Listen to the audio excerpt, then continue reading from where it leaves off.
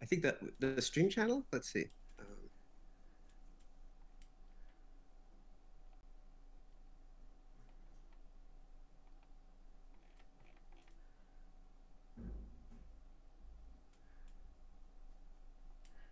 Well, I do have some other to-do notes, so could continue. sure, we can just go. Yeah, if something you know makes itself obvious, then by all means, let's do that. So there's a bunch of open pull requests that might have gotten reviews. Of course, the main branch of CPython is locked now because the release is going on. So he won't be able to merge anything today. But I can click the merge button later. So there's this one, adding links to token types to the lexical analysis intro. Do you remember what that was about?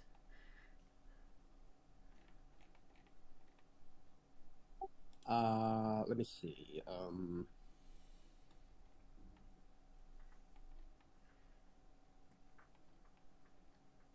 Oh, that was the intro Docs. Yes, for the this docs one, exactly. linking these tokens. So that should be The fine. descriptions. Yeah. There's one note from Adam saying so this is about white space. White space is needed between two tokens only if their concatenation could otherwise be interpreted as a different token. For example, AB is one token, but A space B is two tokens. Plus A is two tokens, and it's equivalent to plus space A.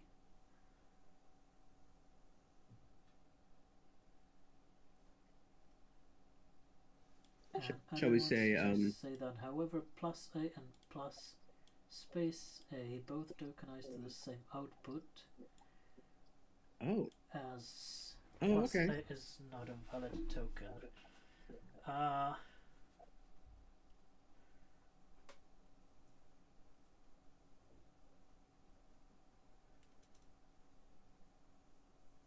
I'm not sure this is entirely correct technically.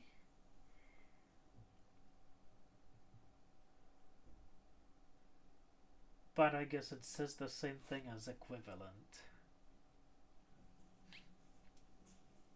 Of course, tokens have the position attached, so it's not Yeah. exactly the same. Should we say that they result in? Should we say they result to the same output?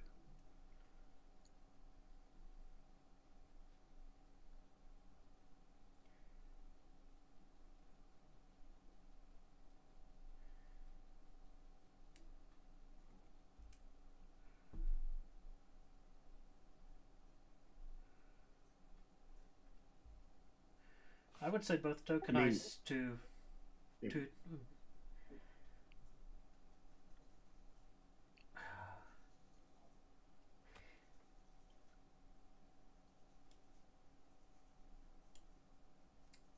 Maybe the is two tokens is is the best wording here. Let's see.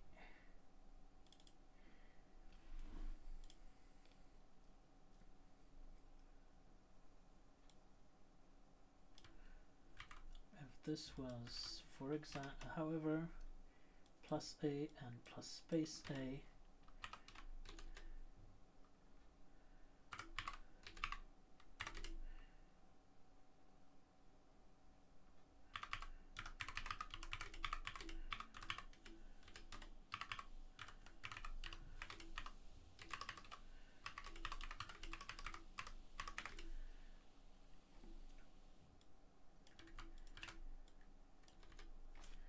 like this, that's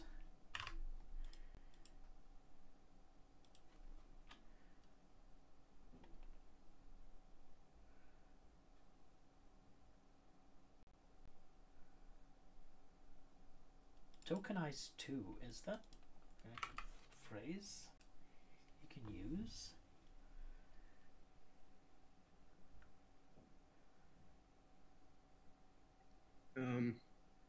mean, maybe say results. Both. Oh, both produce the same. Oh, hang on a second. Are both tokenized as. Oh, that's good. Yeah, produce 2 tokens. There we go.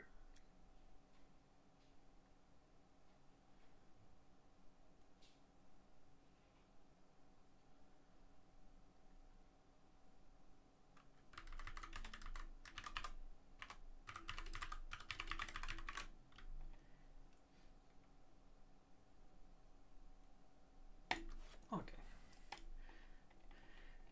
That's very much nitpicking. So I guess I'll merge this when the main branch is unlocked with one of these suggestions. Next up, lexical analysis improves section on names. So this was reviewed by Stan.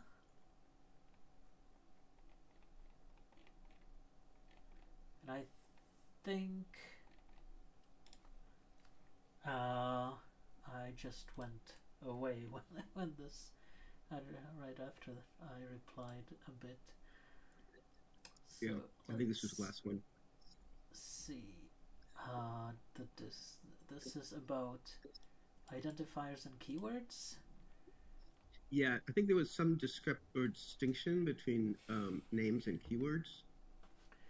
Yeah, so this should like make that. it quite clear. So names is the general term. Identifiers is the stuff you can use for variable names, and keywords are the reserved ones. There's also soft keywords, which are kind of both.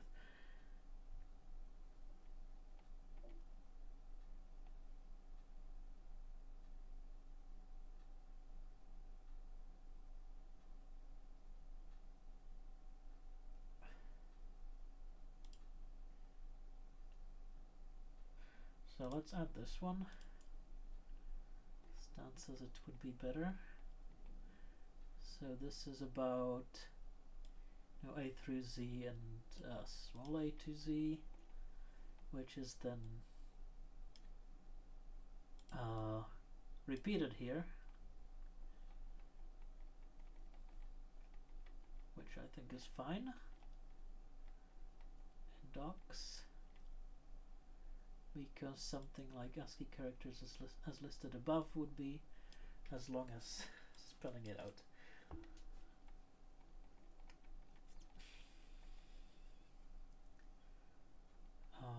This is about the Unicode version.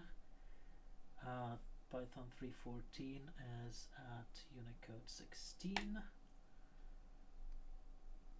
And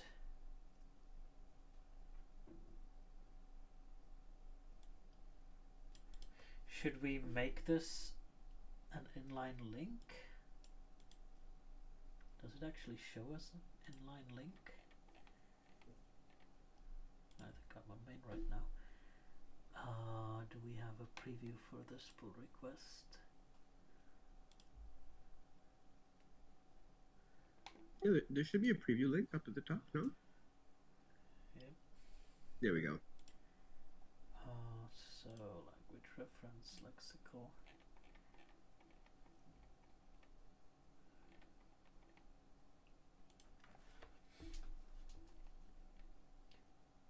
So should this be an inline link?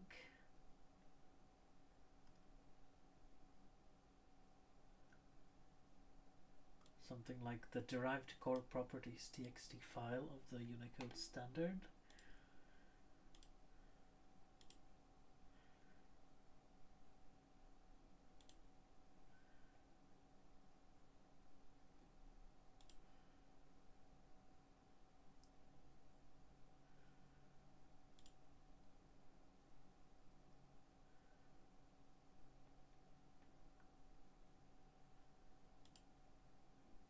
I don't know, I kind of like the spelled out URL.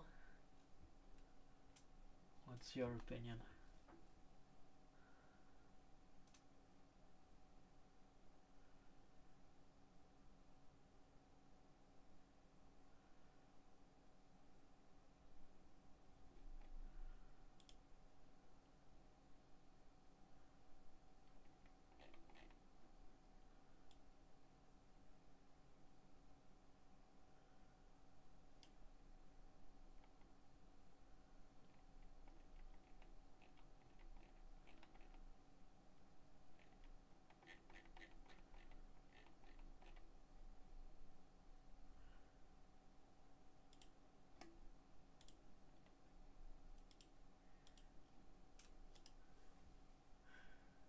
Is there a subsection within the Unicode doc that we should refer to?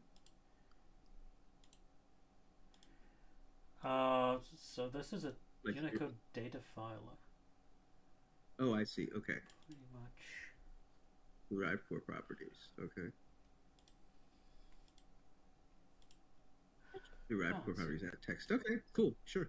Let me grab this branch.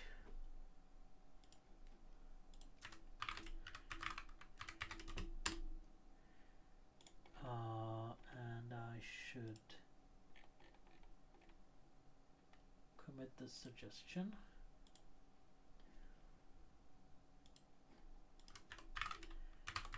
Call my branch.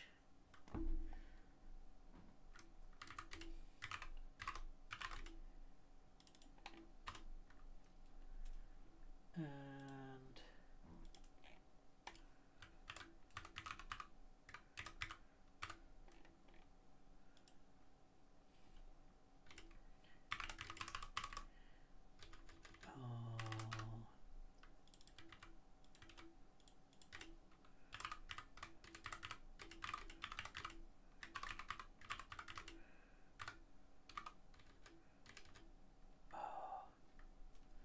what is this? Is it part of the Unicode database?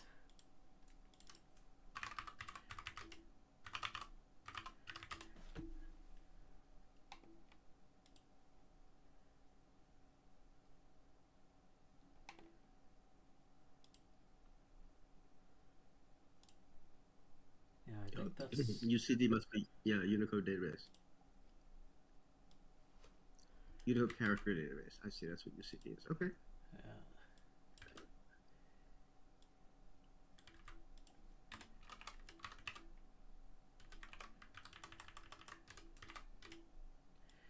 But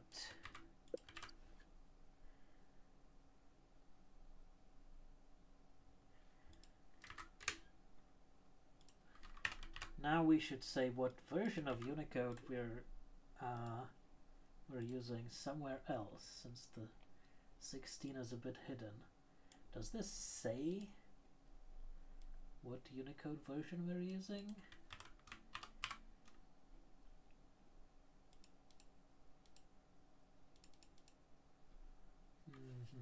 16? Is that what it is? That doesn't seem right. 16. Now there's some part in the documentation that says which Unicode oh, it says version 15.0. I see. There we go. Yeah, so so this is 3.15. If you go to 3.14, that'll be 16.0. So ooh, I guess we need okay. to link to this. Yeah.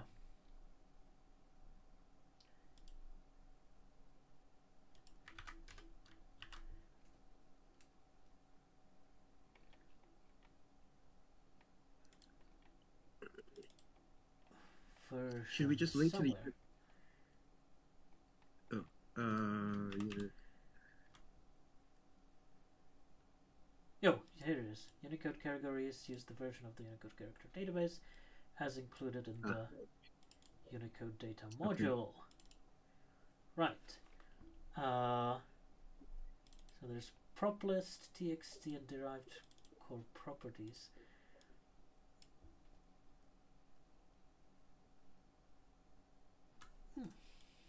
What is prop list txt? Oh, this is the ones that are not derived. Let's see.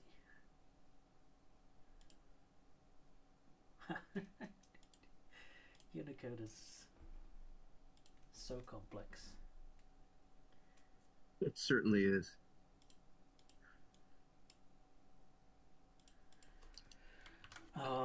Now, where we say the derived code, that link to derived code properties, that points to 16, yes, which I guess will be correct when this doc releases. Yes, definitely. But, so where the pull request is for the main branch. Okay. I wonder how this is updated.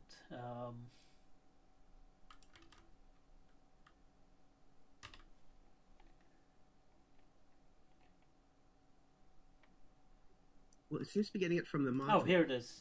When changing UCD version, please update blah blah blah blah blah to occurrences. That's great. That's exactly what we need. It's still 2 occurrences. 3.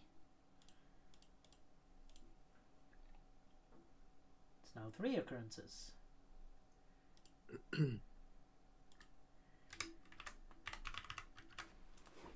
Ta-da.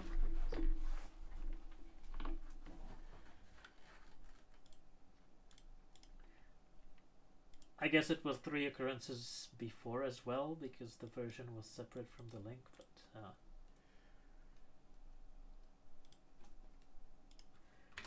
that's fine. So what did change here? Make it to a link. Should we just have in other words, should we just point those 3 occurrences to the bottom of the page, or to that section? No, so that it's more dynamic. Fine. So the make Unicode data script, updating the version of Unicode used for Python is a pretty heavy operation, and you need to change the version in like 3 places in the docs apparently.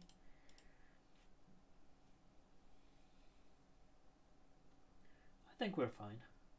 You just search for 16 and replace them by 17. That's good. So what do we do now? What do we have now? Propless txt is linked in the same way as derived core properties. Should probably have the extension as well, right? Properties.txt.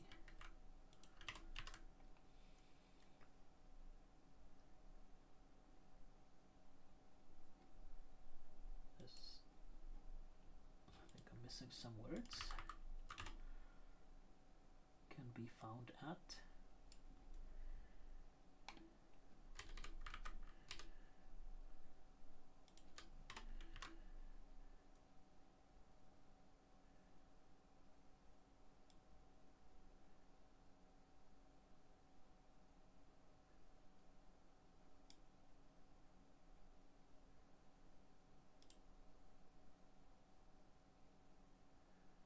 Or is available as.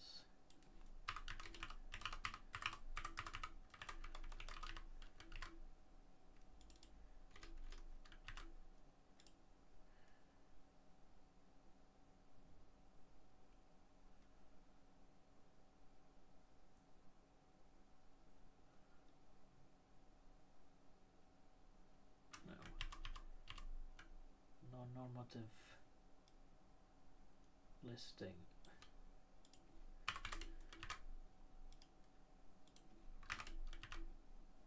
This is the right wording, right? A non-normative listing of all valid identifier characters for Unicode.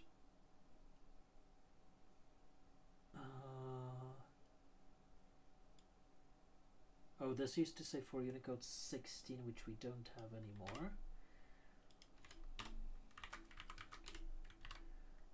Let's do it like this. A non-normative listing of all valid identifier characters is available in the derived core properties file in the Unicode character database.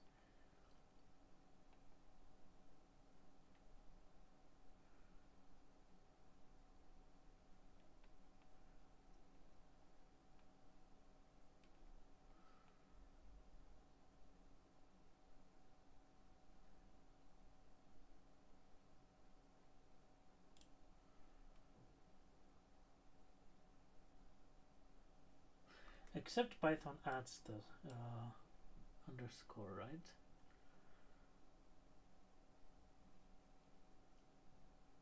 I don't think derived core properties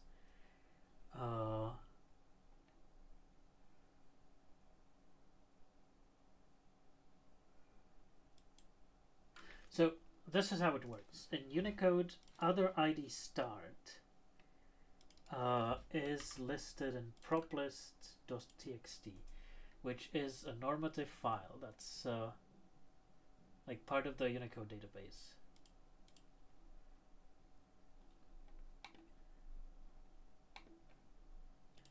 So this one lists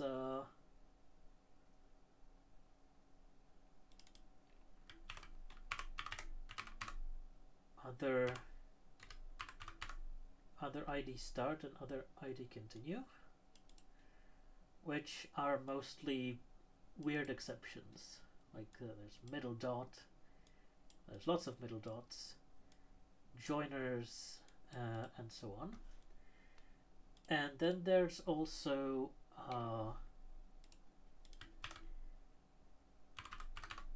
XID start, and the XID start, and and ID start as well, probably. Yep, ID start. ID start is a derived property. So Unicode says ID start is these categories, which are I guess the same as we have here: LU, LL, LT, LM, LO, and L.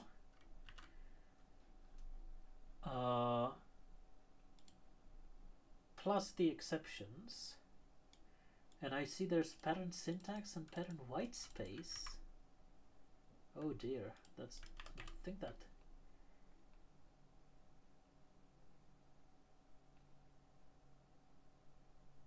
changed.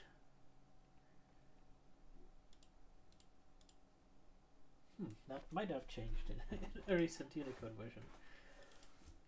So, anyway, the ID start property is derived, which means this is just a non-normative listing that lets you tell what kind of identifiers you can use in Python. I wonder if there's something in pattern syntax that's also one of these, and how Python will handle it. And when they say pattern syntax, what pattern, in other words, are they referring to? So pattern syntax is another Unicode property. Oh, okay, I see. I wonder what exactly it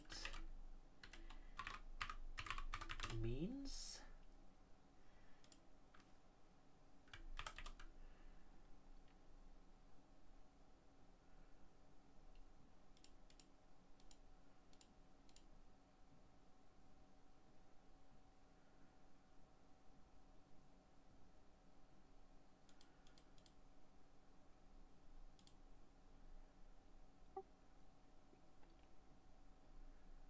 I suppose it's the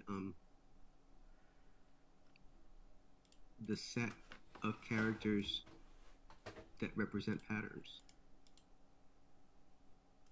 If that.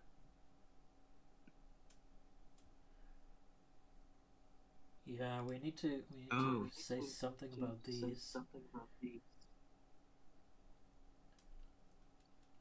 Pattern syntax. It's the default for characters with syntactic use. Emojis implementation. Huh.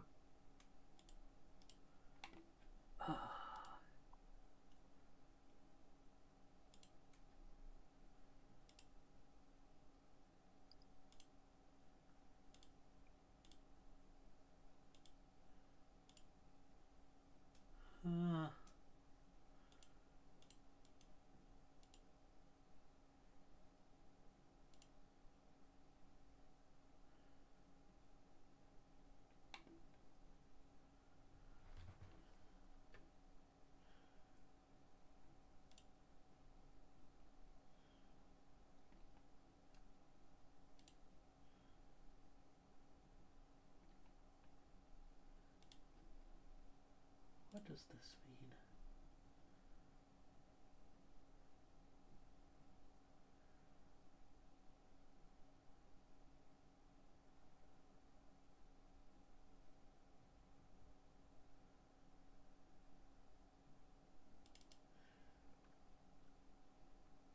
following sets shall be disjoint. Characters allowed in identifiers treated as white space, and characters with syntactic use.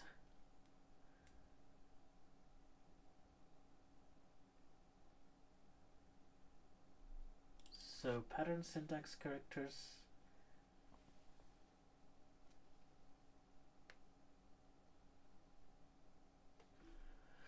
are characters with syntactic use in Python, I guess.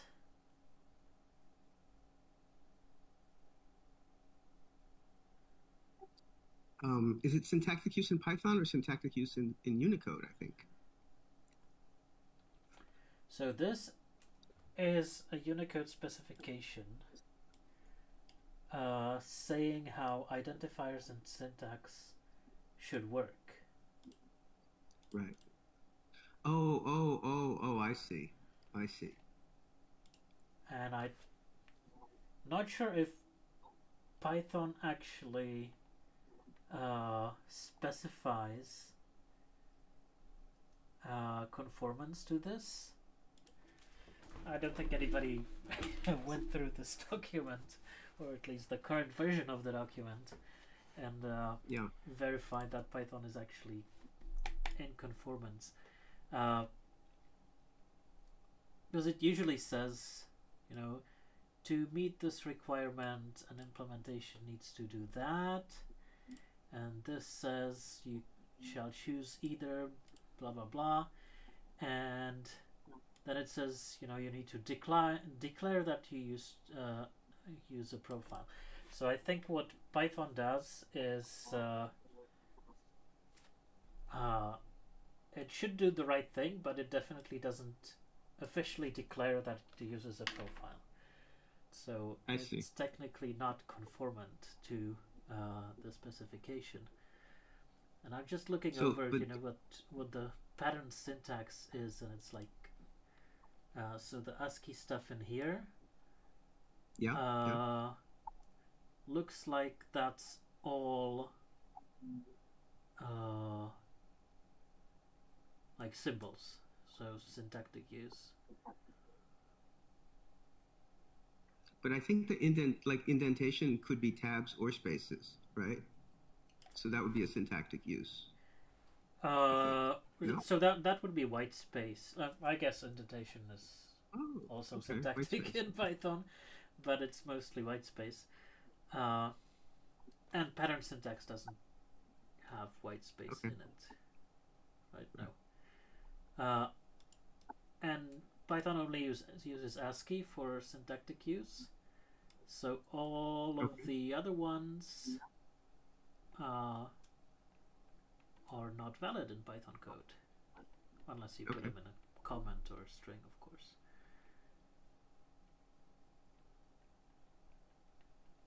And I wonder if any of these are like in these categories.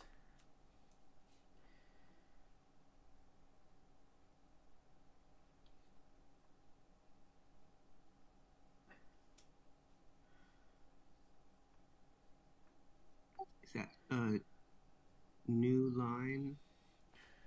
Well, no. What is ID start? But what we're discussing here is this node. Right. So I would say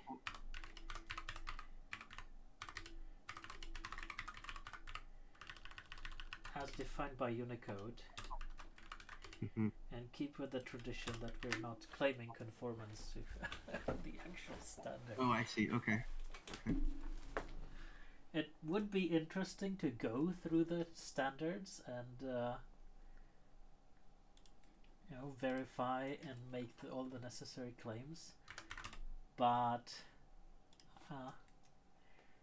doesn't really sound practical, to be honest.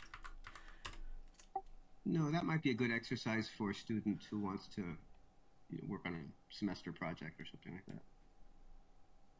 Oh, left out the TXT here, right? Oh. Yeah, the problem is then you need to check that student's work and go through it yourself. Right, so... Oh, I see. That's true. Yeah. A core dev would need to trust that enough to say, give it the rubber stamp of Unicode standard conformance. Alright, so we are left with a non-normative listing of all valid characters defined by Unicode is available in this file. There's lots of other stuff in the file, so that's fine. Yeah, that's probably what we want here.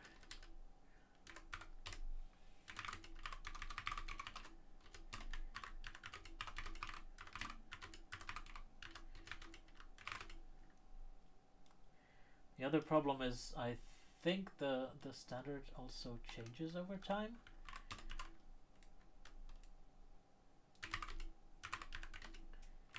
Right. I imagine it. Yeah, sure. I imagine it would.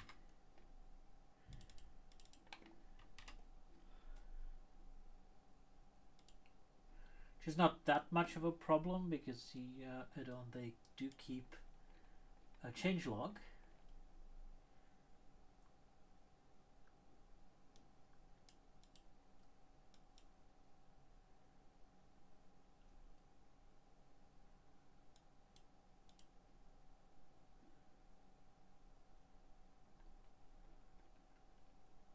And let's see what changed in version 15. There was a withdrawn requirement, something about 0 with joiners, which are very interesting characters in Unicode and especially in identifiers.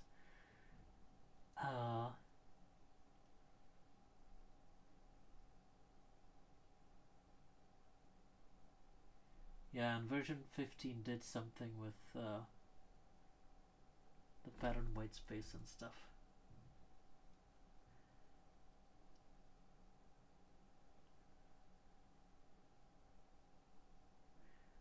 So I don't think that Python was revised for these newer versions.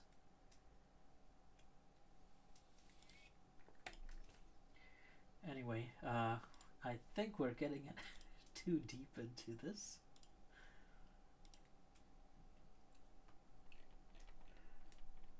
So this is what we're left with.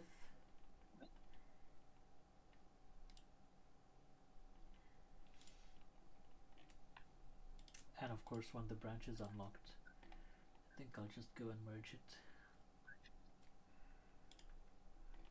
Do we have already a label for backports to 314? Yes. Oh, how convenient.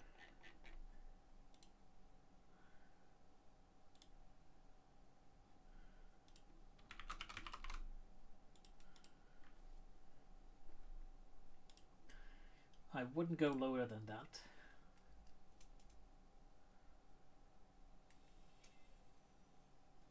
No, I agree. Right, and then there's one more. This one's from Stan. Backticks to the bomb example. Yeah, this should definitely be in monospace. Let's see how that works. Right. So the backslashes are removed, so this doesn't really make any sense.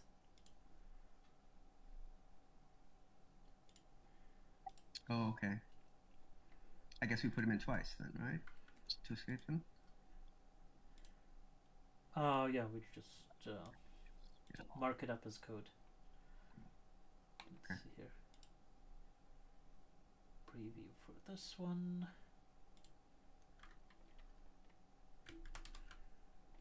Yeah, this is how it should work.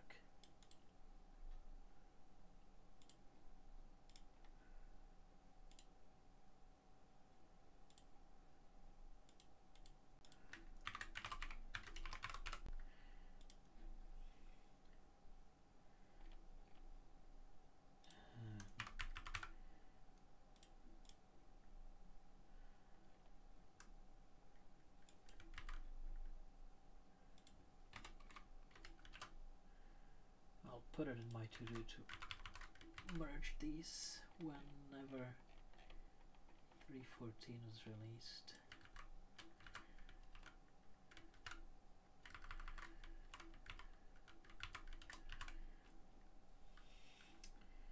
Right. So I think we're back on track, and let's see my other to-do notes.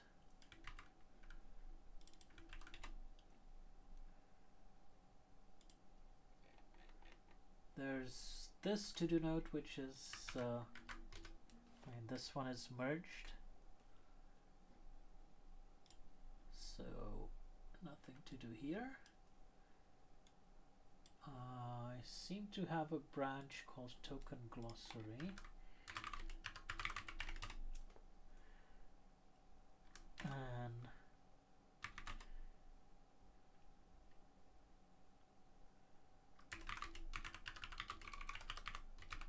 this is just me, going through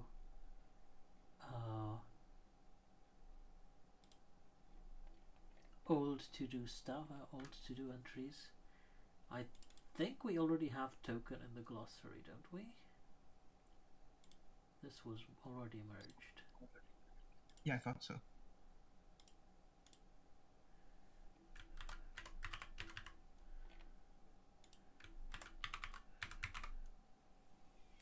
Yep.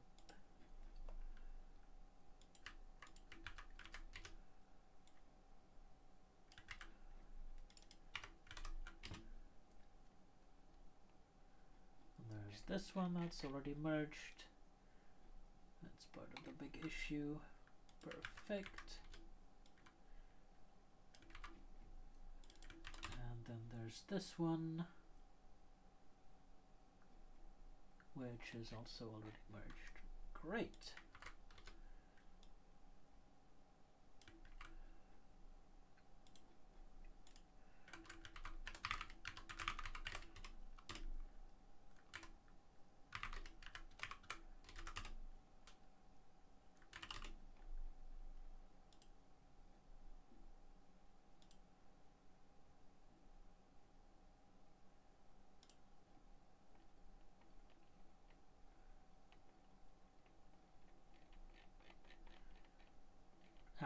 And okay. Doc grammar improvements is the branch we worked on, I think it was January or so, or last year, or maybe, which then Yeah, I think it was last year. Yeah, then I started just using that as referenced because it needs to be split up into several smaller pull requests. So, okay. With all of these pull requests set to merged, set to be merged, the next part will be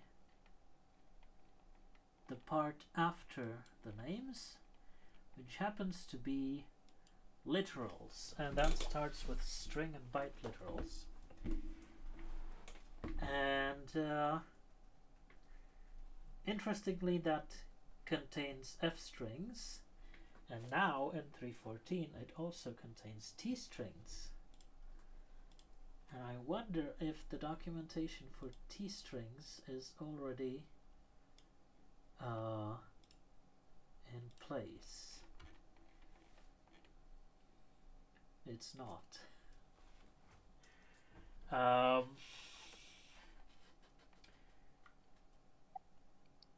Oh, that seems strange. I thought t-strings... Oh, no, t-strings are not in 3.14. Oh, they are. Oh, they are? Oh, Yep. okay. Let's see, if I switch to the main branch, current main branch,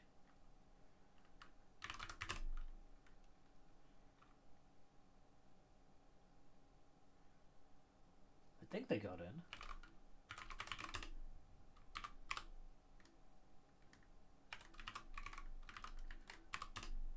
Yep. There's a template. I also have syntax highlighting in the interactive prompt, which is interesting. Oh, that's cool. Yeah, the first beta will be packed with features that everybody got in at the last possible moment. Okay, so I think it will be better.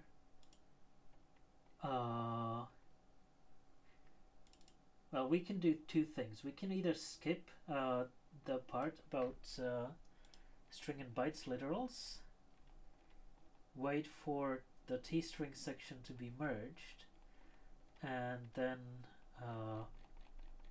improve it, or we can collaborate with the t-string authors.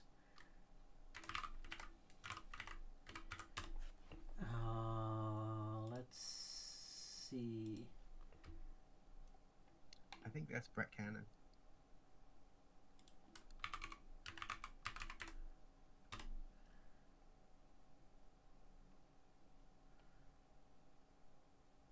T-string? What is there about T-strings? Or maybe they call it PEP 750. Implement template strings. There we go.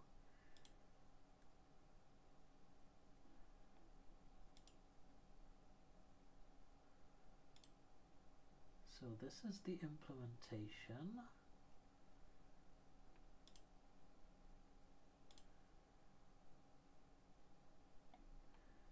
And there's no documentation for it yet.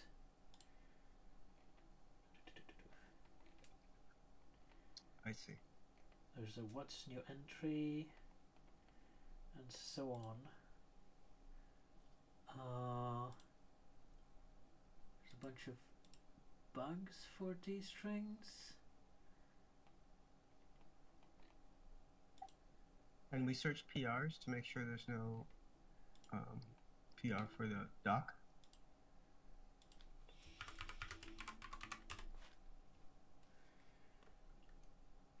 I guess not.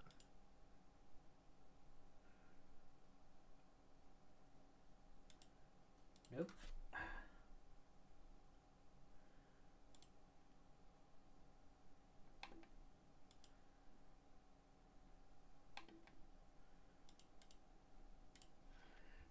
Well, I guess documentation is next.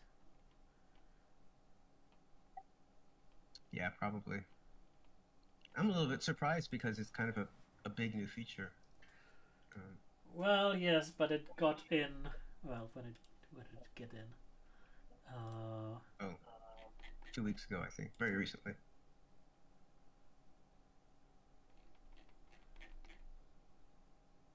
Last week, April 30th. So, exactly a week ago. And the feature freeze was yesterday. So yeah, I guess the documentation is just not written yet.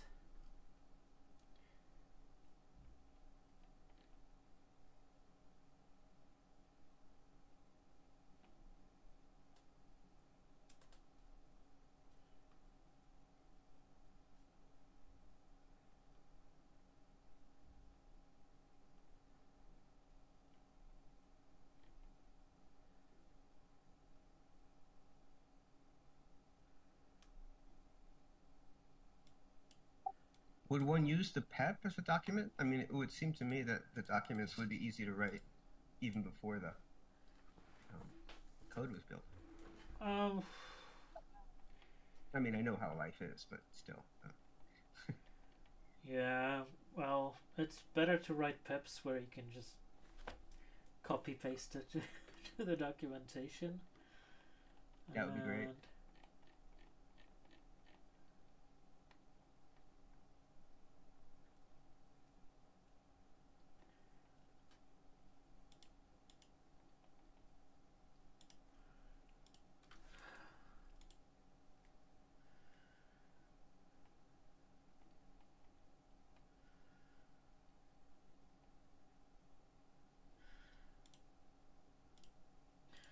Well, let's ask here. I mean,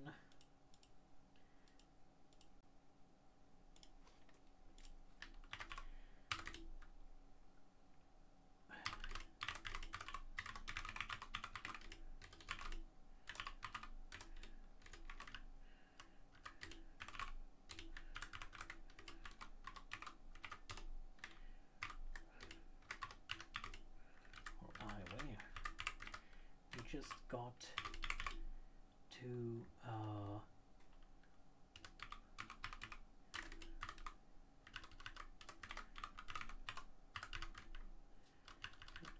string literals. Let's link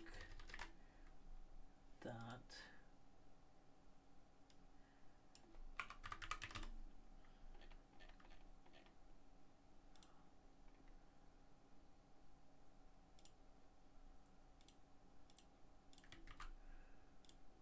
Beautiful. That's perfect. And this one.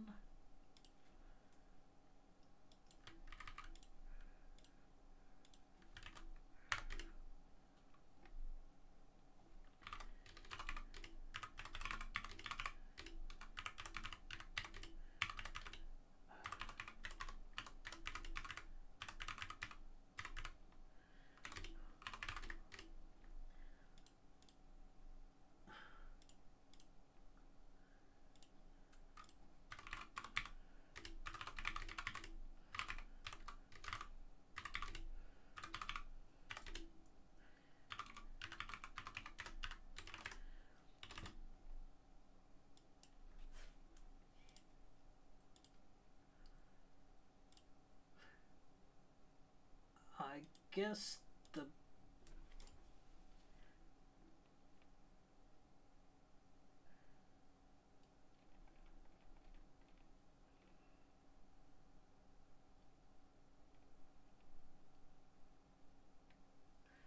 what do we want to ask for?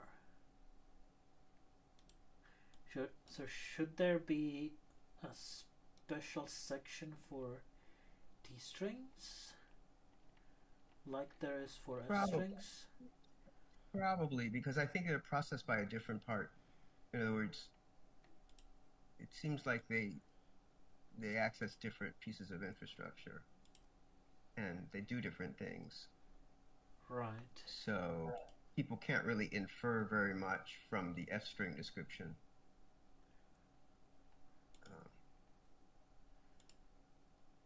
So if nothing else, it would be good to maybe have a description of what they do and, maybe the grammar snippet and some examples. Yeah. I also feel like this whole section is giant, and maybe it would work better in like syntax, like one of the later chapters.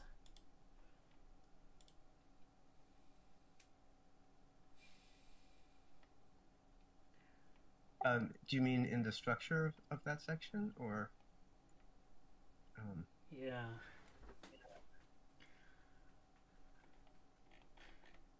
I mean, the thing is, it's well, okay. So,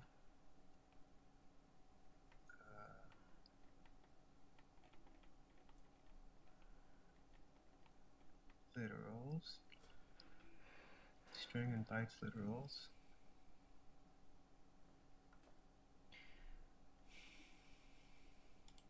I mean, this is just wrong. the F here. Oh, right. That doesn't make that much sense. Yeah. Yeah. And the F string sits somewhere between the tokenizer and the parser.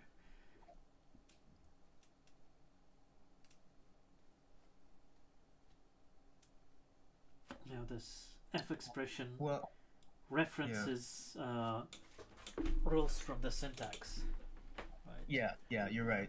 Yeah, So it's yeah, it's basically a syntax mechanism that happens to focus on strings. yeah, but it ties back to the tokenizer as well. Yes. There's some quite complex interplay going on here. Uh, so maybe what I would like to see is, ooh, where did I end up? Like there is atoms, and literals are in here, and this says string literal.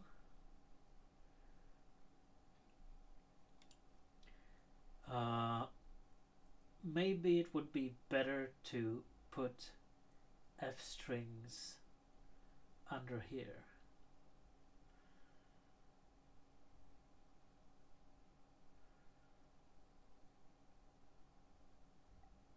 Under literals.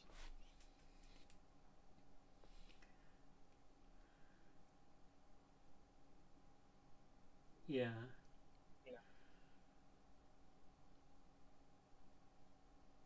Oh, you mean because of their relationship to the parser?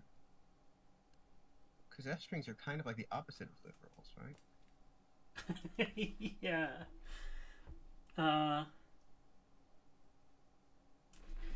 mean, here you have list displays, which are informally sometimes referred to as list literals.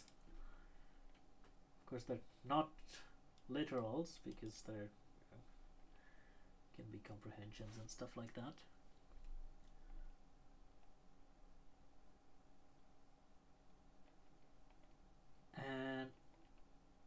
And I think f strings would fit better in this chapter, right? So what I would like to do is say that I can hear where is it? And here say that f strings are special and they're documented over there. They use similar rules as normal strings, but have a more complex internal structure, and then move their definition over to here.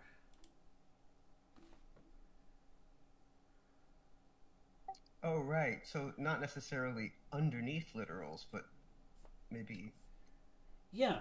between. Yeah, okay, got it. Sure. Yeah, absolutely. Yeah. So say that string literal, which is defined here, is just the strings without the f's and the t's, and then add a new well, maybe not even call it literal, but look at where literal is. I have a separate kind of atom. Identify literal enclosure, or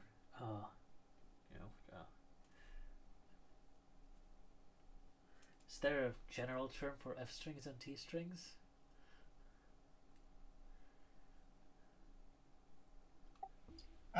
There ought to be. I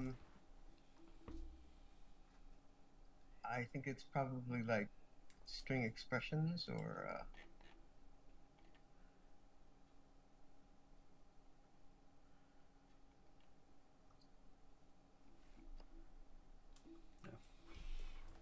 Symbols, symbolic strings. I don't know. Interpolated strings. Yeah, in a big, sure, yes. People, I tend to think of interpolation as being just the character, but no, absolutely, yeah, interpolated strings. You can do it for characters. You can do it for templates. Yeah.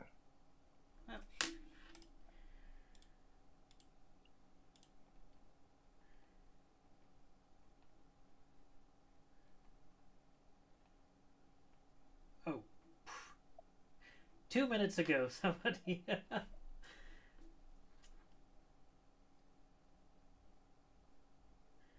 Okay, Lysandros wants to do that during the PyCon sprints.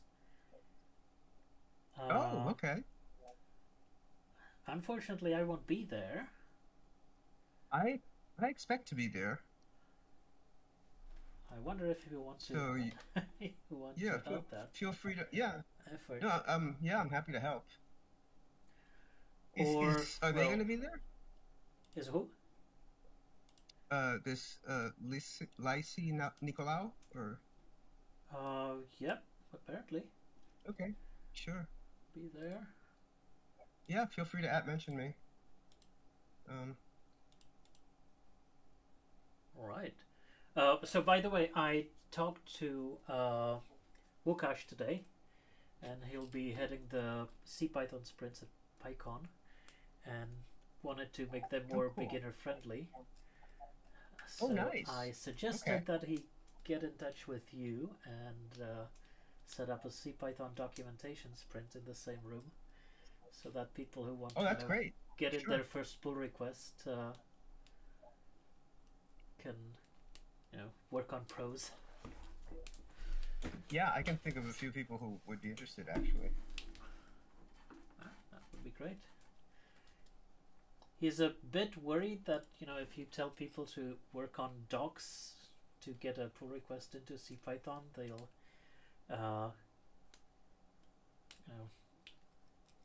make the documentation not technically correct, or Yes, that's a good point.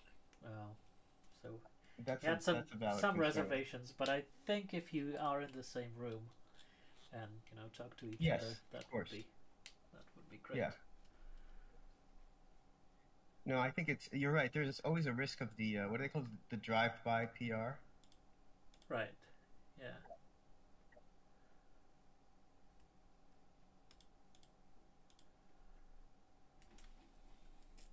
Okay, so we know how the documentation is going. Isn't it great where you start drafting a question and it gets answered?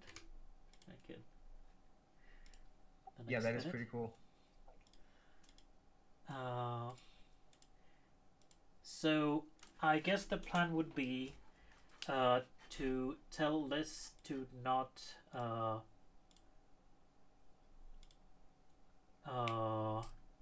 not worry about getting this structured just right, and then we'll clean up. Yeah, okay.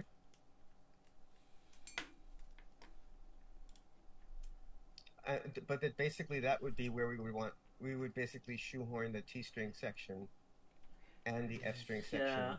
Yeah. So I'd say let Liz write the section for T strings like F strings. Yeah. Okay. Just put in the differences and maybe some important examples and stuff like that, and then we take it and nitpick about it and move it somewhere else.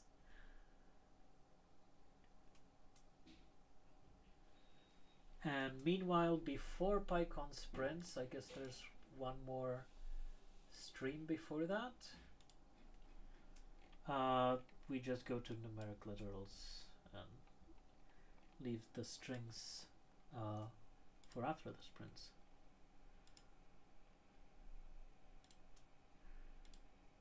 Okay, so next would be numeric literals.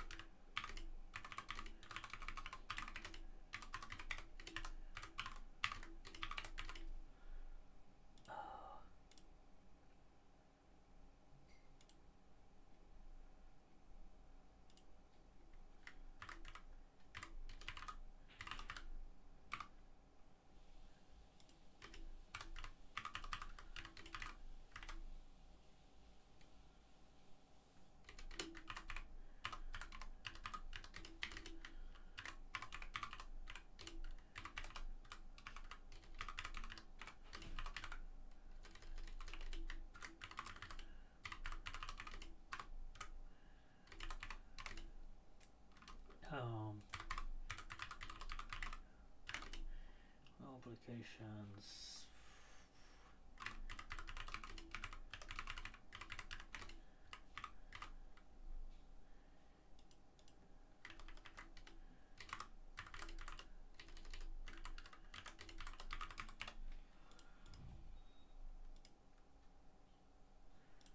Does that make sense?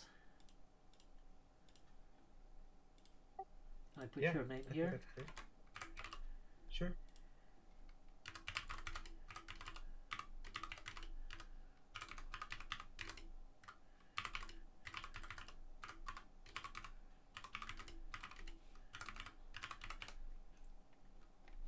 Press on.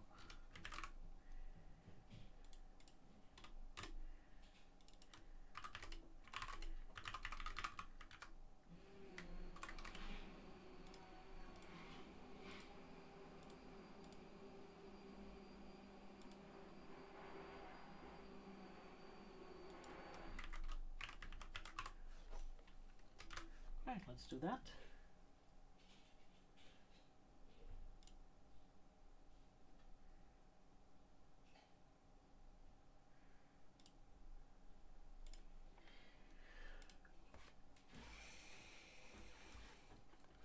And move on to integers, numbers. So these are much simpler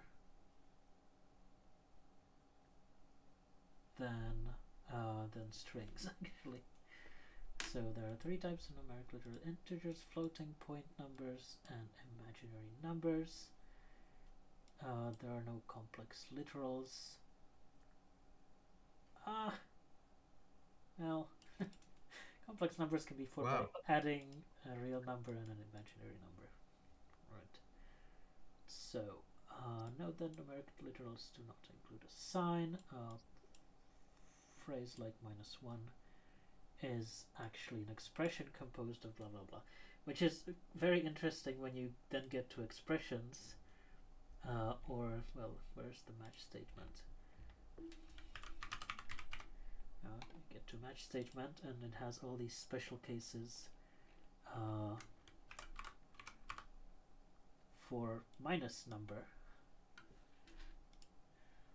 Oh, wow. Or signed number plus number for complex numerals. Right, so yeah, that is a little confusing. Yeah, but over here, the minus is an operator. I wonder how the syntax highlighting treats that. Let's see. -1. Yeah, they have different colors.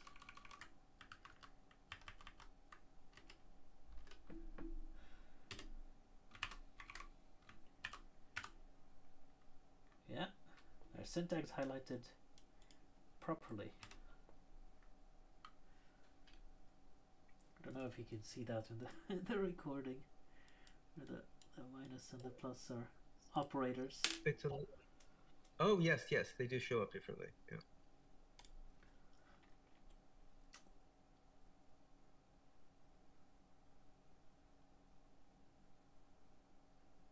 Okay, this works.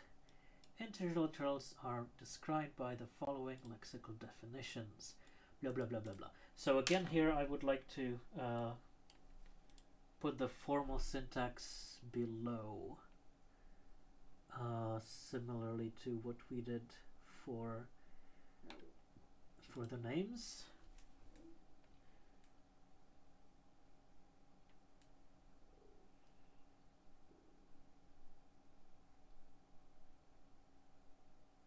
Actually,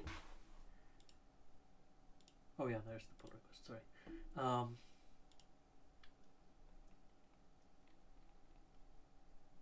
So this, gives an introduction and then gives you the formal grammar.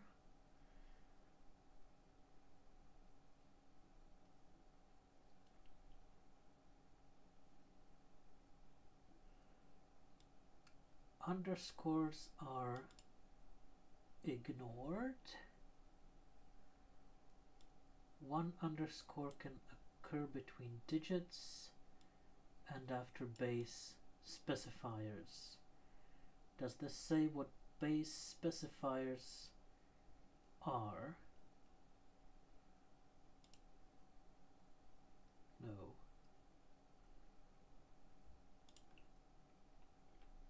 I don't Does see the that, no. documentation say anywhere what OB blah blah blah means? No, it does not. Okay, we probably need to have some pros first, and then give the definitions. Okay, Underscore are ignored. Leading zeros are not allowed.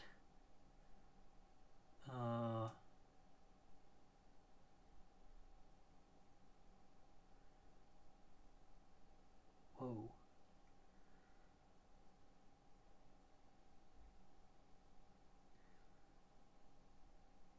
Non-zero digit.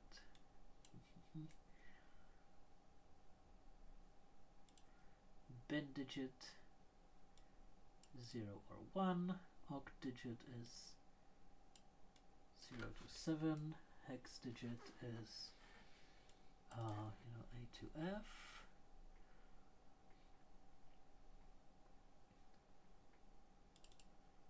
A decimal integer has a special case for zeros. I would maybe write that out as a zero integer.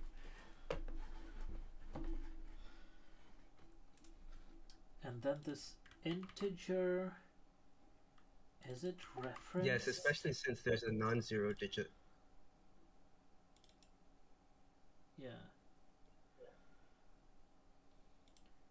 And there are some examples of integer literals.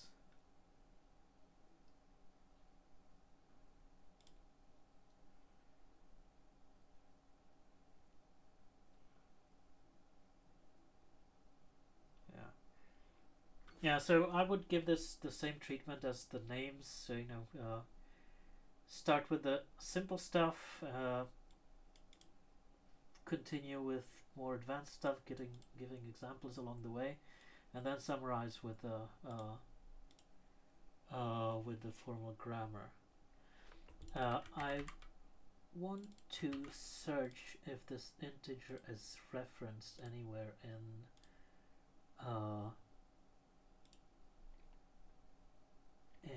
the syntax grammar. That would be under literals. Here it is, integer. Yep. And I don't think decimal integer and so on are referenced anywhere else. Another thing we want to do here is define the token, this name token.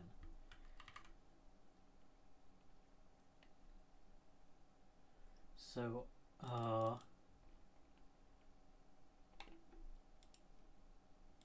we should define a number token, right? And then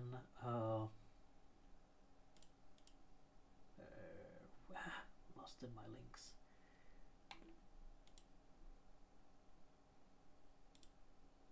Integer, float number, and imaginary number. Those should all use the name token instead of the 3.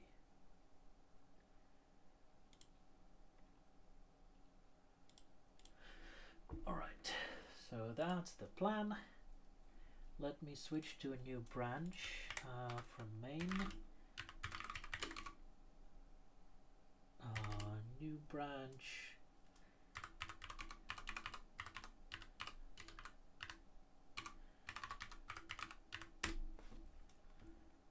And let's go. So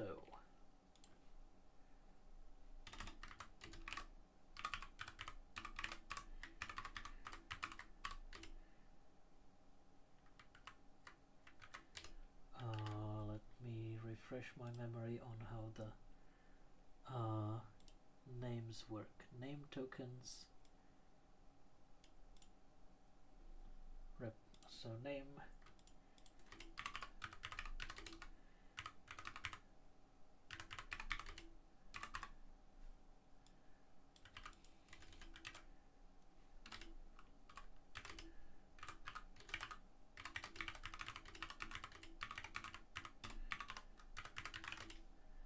integers, floating point numbers, and imaginary numbers. So I would say that, so here instead of production list we can use the new thing, which I always forget what it's called. Grammar snippet? Yeah. Is it grammar snippet? And then a group?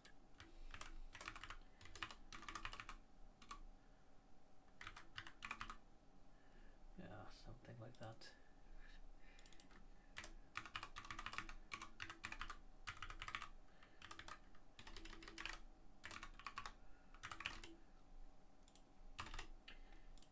So this would be number is defined as integer or float number or image number. And then if we go to expressions,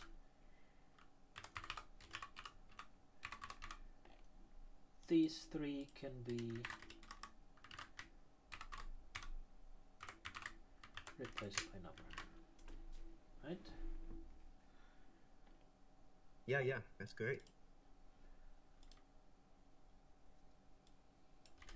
There are no complex literals.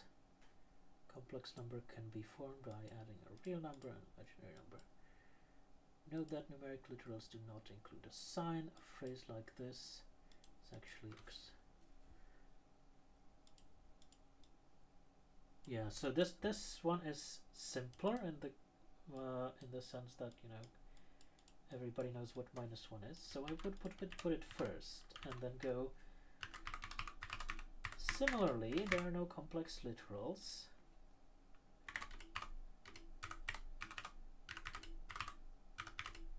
A phrase like 1 plus 2j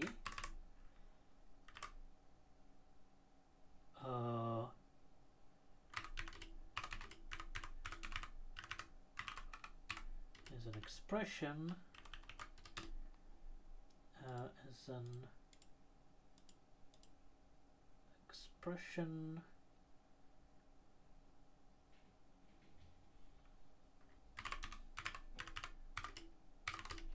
composed by the literal 1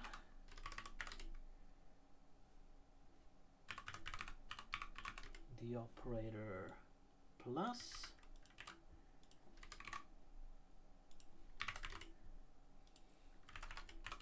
and the imaginary number 2j. Right, and this would be an integer literal, and the integer literal can hopefully be linked somehow. Can we link to that?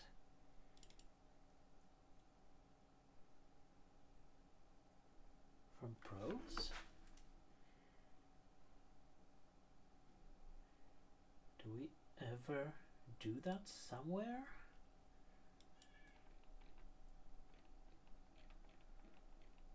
Link to tokens. I don't know if you can link to this. A product, yeah.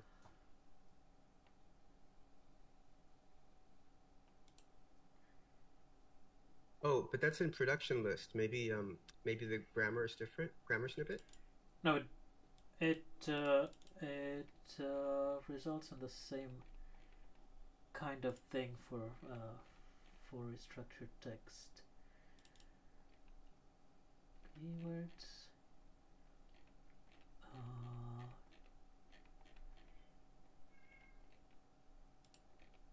I don't know. Let's.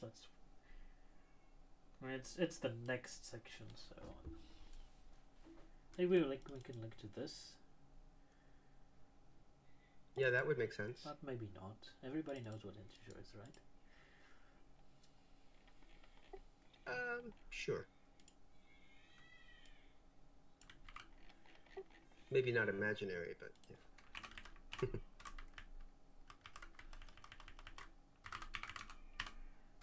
Well, let's Oh, is that how you do it? You No, just put it between colons? no, Okay. ref, sorry. Oh, I see. Ref. Okay, got it.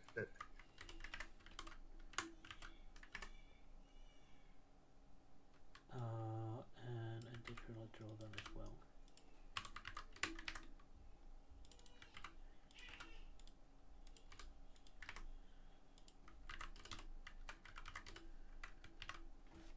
Alright, should we link to operators as well? Or somewhere. No, they're down below. Yep, got it.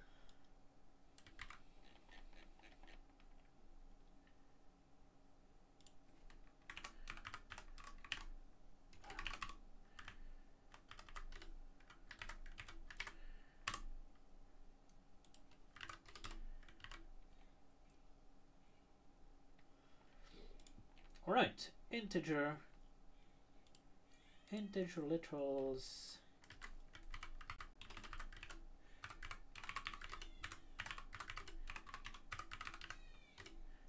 the whole numbers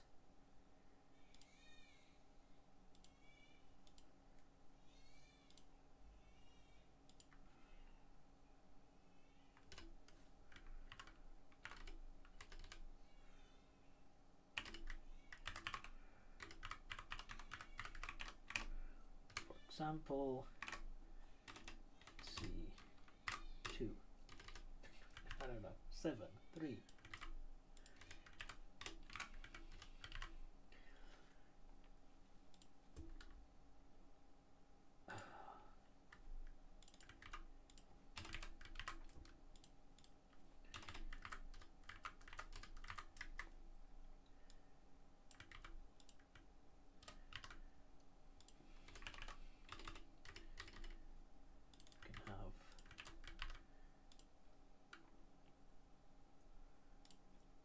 For example,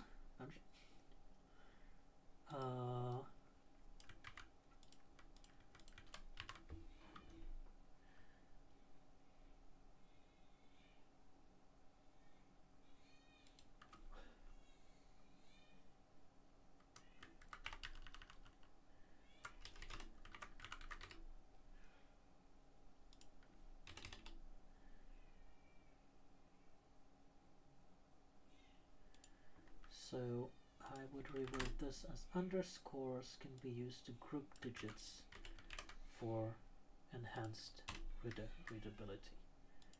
One underscore can occur between digits like this, and then we go with this one.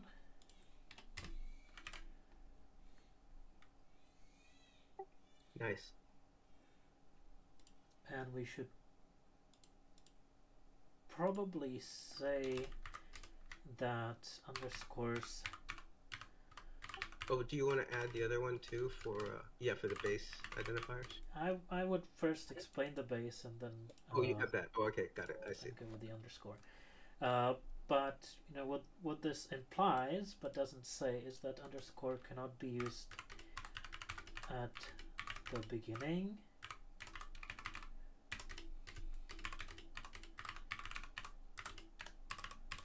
Like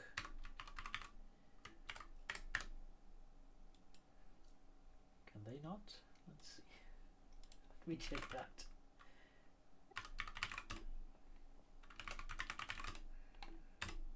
Nope. Okay.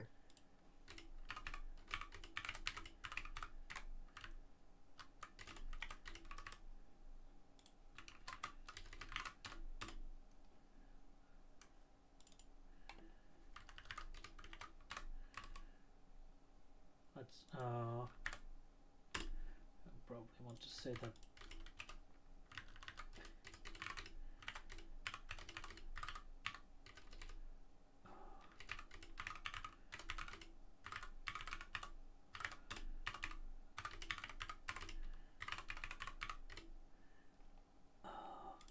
they cannot be consecutive.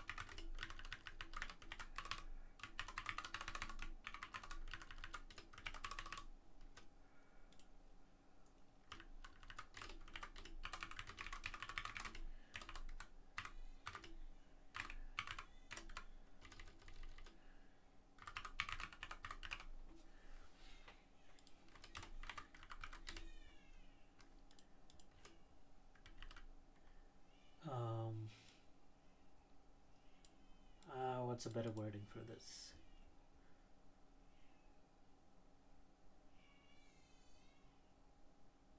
They can't repeat? Oh, no, they can. I think that's fine. Cannot be consecutive. Yeah. Yeah, that should be fine. Right.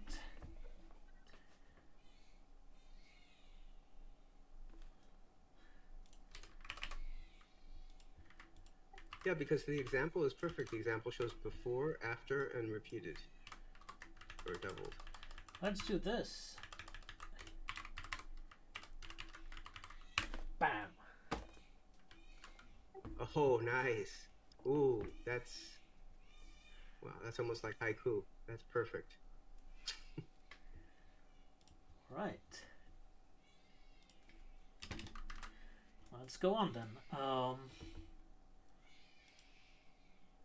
Base so specifiers. line 934.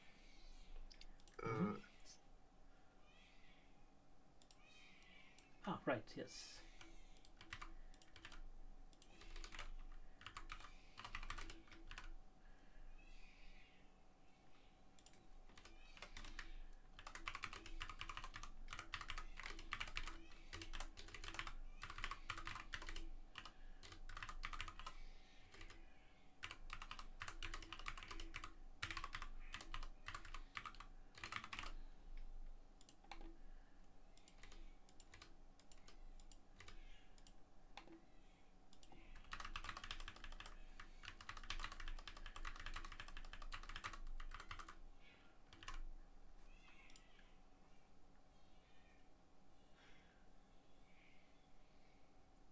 Like this.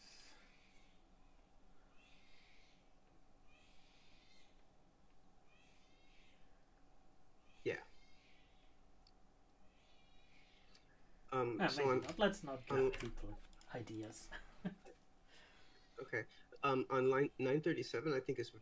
Oh, wait, they are and are... It seems like it's missing something. For example... Oh, no, maybe not. Okay, I guess it's fine. Yeah. I see. Here's where I got to this. The rest is just pieces of the original text.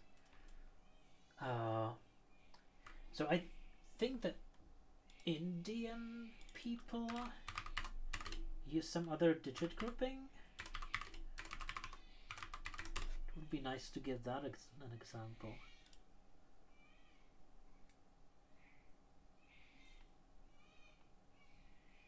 Oh, there we go.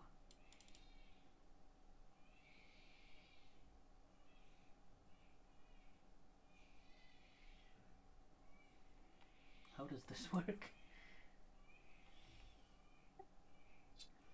Well, so I think what happens is 3 digits at the end, and then it's groups of 2. Let's just give that as an example.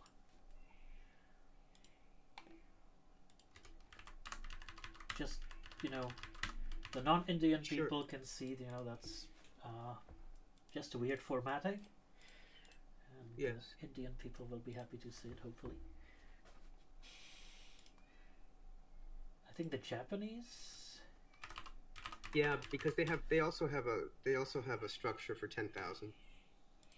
They have a unit for 10,000. So 1,000,000 is 100 man. 100. Yeah, right. So.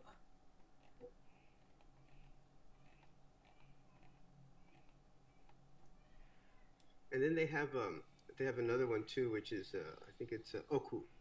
An oku, I think, is 10 million. Oh, there it is. Oku, 100 million or something like that. A billion.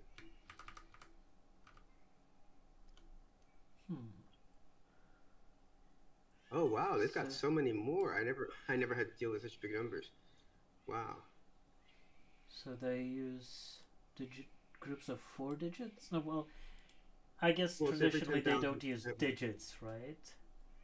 Right. But they group it. Use groups of 4, so that would be. Yeah, because basically every 4 digits they have a new unit. Yeah. Yeah. Perfect. That's boring, though. What? I'd Yes, keep it is. the Indian That example. one's kind of cool. Sure. Oh, no offense to any Japanese people or Chinese, or I don't know who uses this.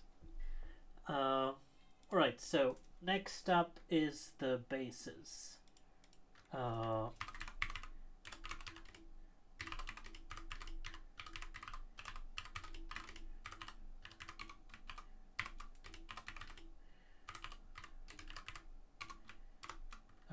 base 16 and binary octal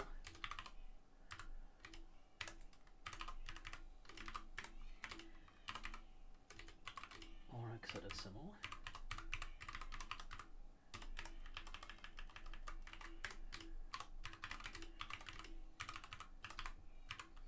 Using the prefixes OB, OO, and OX.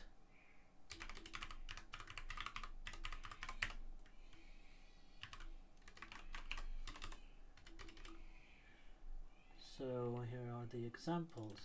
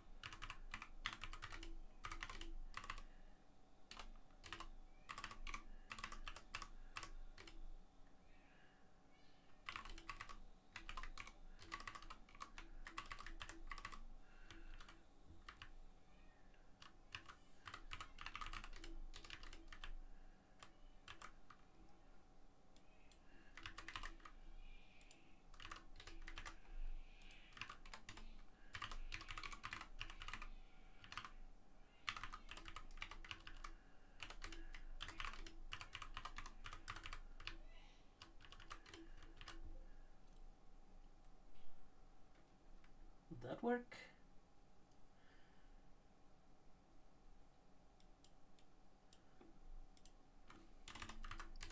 Yes.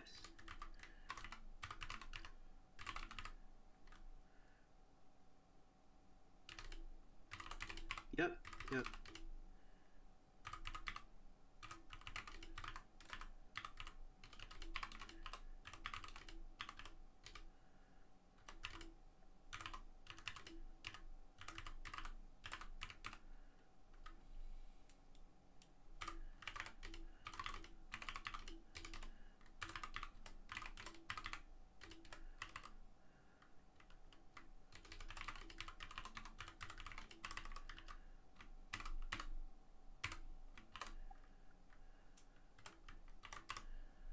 So this is not valid, I hope. Let's check. Nope.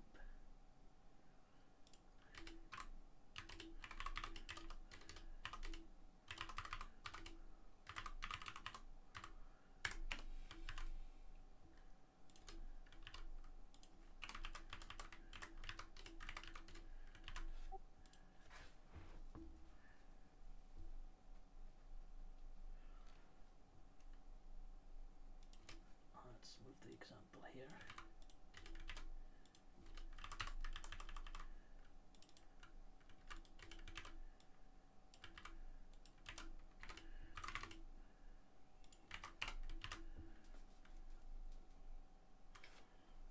Right.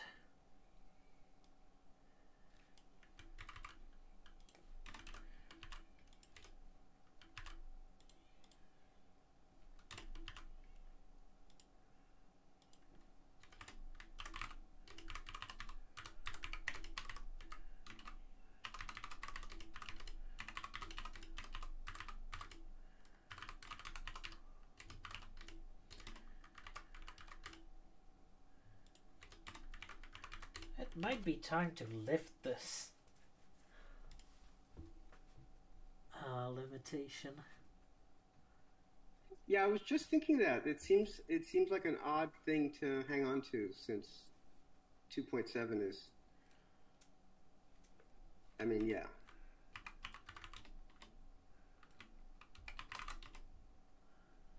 Yeah.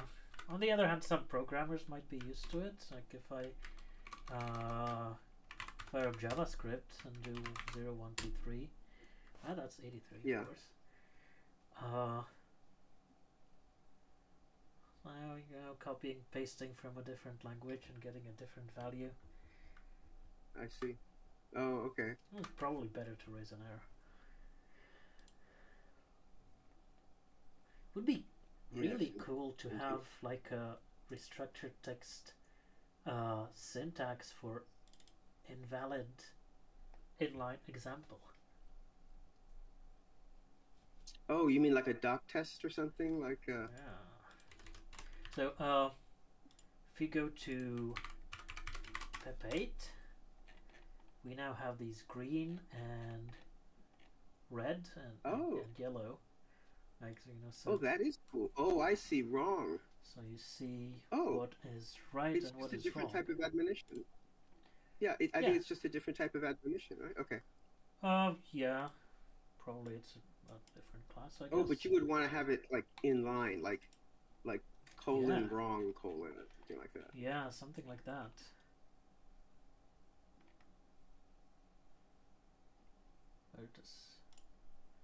How is this defined? Code block class.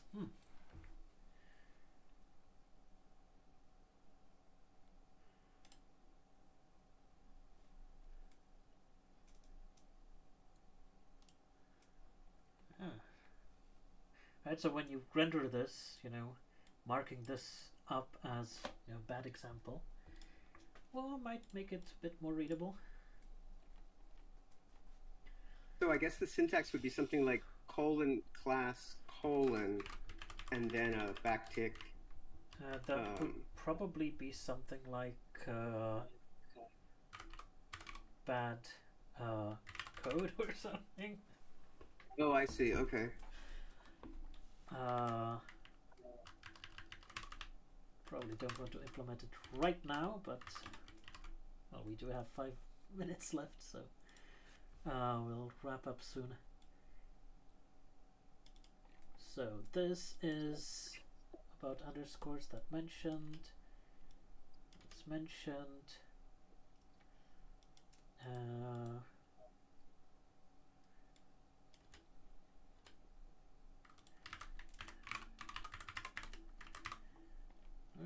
There's no limit. Did we say that? Yes.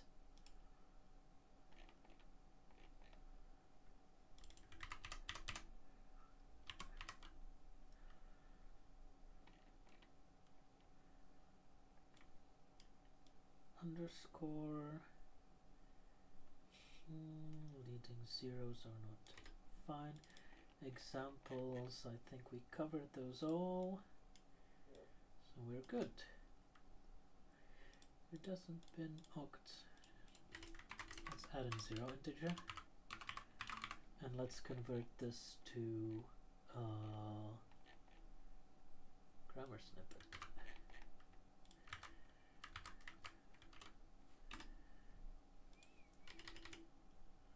Which means we need to indent by hand.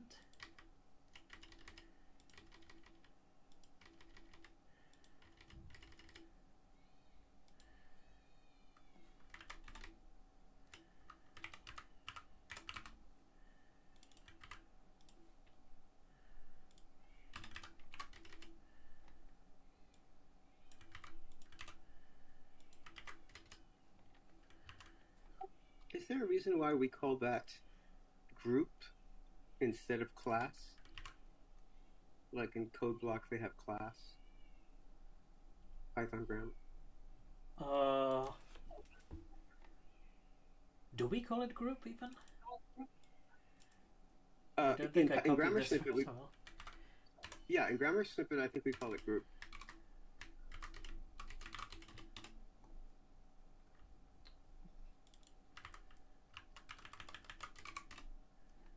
Yeah, it's a group.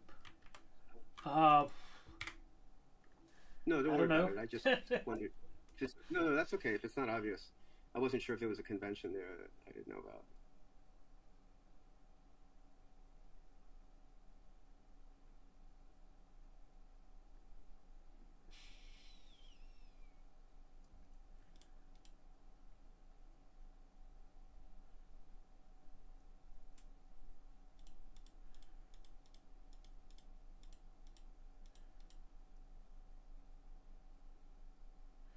Okay, that should be it.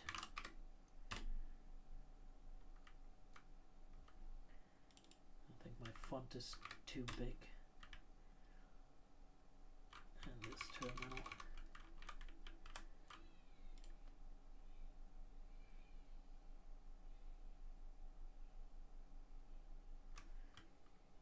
Did too much change. To clean. Make the valve.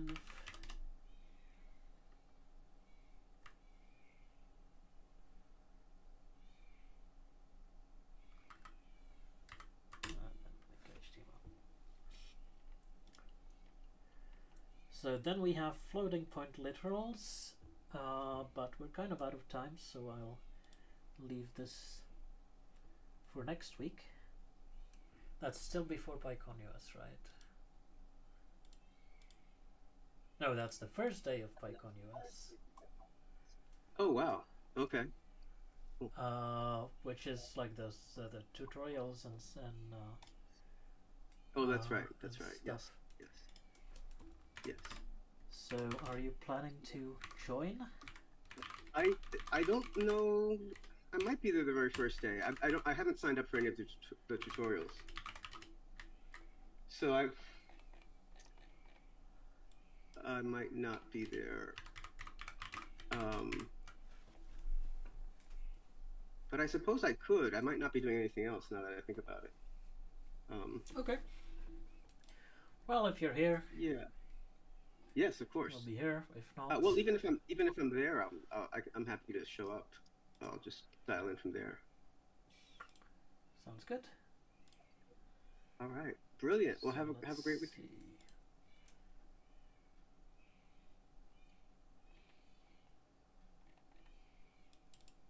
These needs to be links.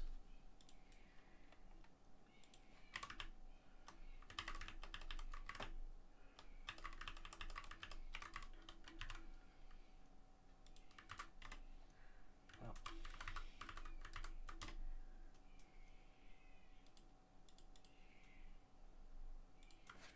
And yeah, now we're really out of time. So thank you for coming and see you next week. And if not, then have a nice PyCon. Thank you.